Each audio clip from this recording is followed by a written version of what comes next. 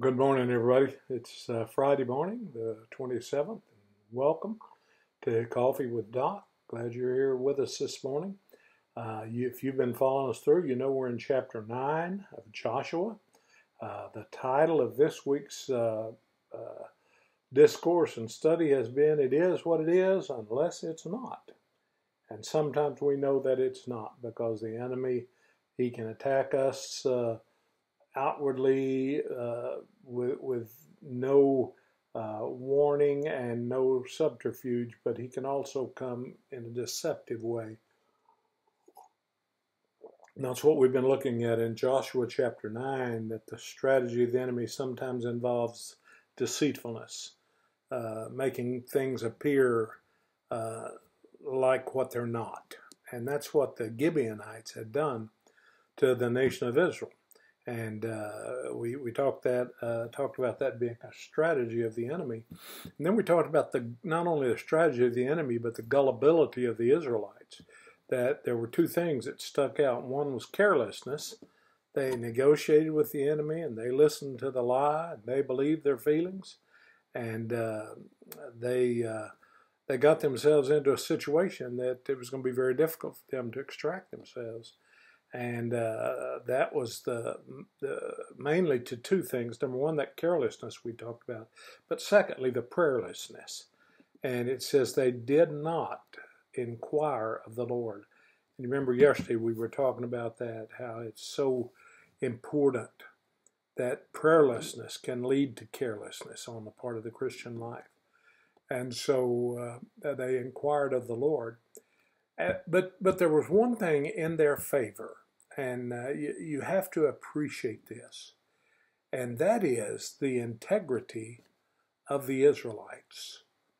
Now, keep in mind that the enemy on a global scene, for example, our enemies, they've been deceiving people against whom they were rivals or warring. They've been doing that for hundreds of years. We should not expect them to do anything different other than continue to deceive. I wish it was different. I wish it was better. History tells us it is not. Present-day news reports tells us it is not. They've been deceivers from the beginning, and they still continue that. Now, there were two things that happened on the part of the Israelites. One was positive and one was negative. Now, let's look at them real quick this morning. The first thing that was positive is they kept their word. It didn't take them long to find out they had been hoodwinked. But because they were following God, they had integrity. And listen to how it says in verse 16.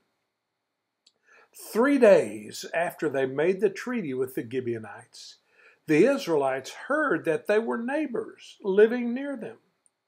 So the Israelites set out, and on the third day they came to their cities, that is, of Gibeon, Kephara, Beroth, and Kiriath Jearim. But the Israelites did not attack them. Why? They kept their word. They made a treaty, even though the treaty was made under deception. It says, but the Israelites did not attack them because the leaders of the assembly had sworn an oath to them by the Lord, the God of Israel. They kept their word. Was it easy to keep their word? No, it was not easy. It's never easy to be a man or a woman of integrity. But listen to what happened. It's the latter part of verse 18 says, the whole assembly grumbled against the leaders. They didn't want to stand by their word. I mean, they were deceived. That's fine. They believed a lie. That's fine. But let's go ahead and break our word. No. It says, the whole assembly grumbled against the leaders, but all the leaders answered, we've given them our oath by the Lord, the God of Israel, and we cannot touch them now. This is what we will do to them. We will let them live so that God's wrath will not fall on us for breaking the oath we swore to them. They continued, let them live, but let them be woodcutters and water carriers in the service of the whole assembly. So the leader's promise to them was kept. They kept their promise, but those who deceived had to pay for their deception. Don't ever forget, you will be found out when you deceive, and there will be a price to pay.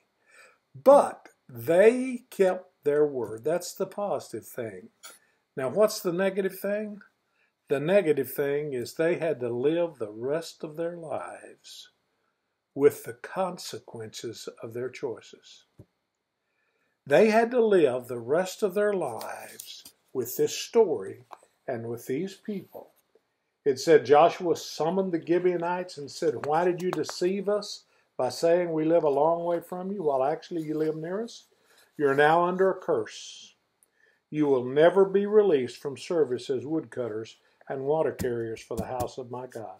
He said, you'll always be doing this. And listen to this. So Joshua saved them from the Israelites, and they did not kill them. And that day he made the Gibeonites woodcutters and water carriers for the assembly to provide for the needs of the altar of the Lord at the place the Lord would choose. And that is what they are to this day.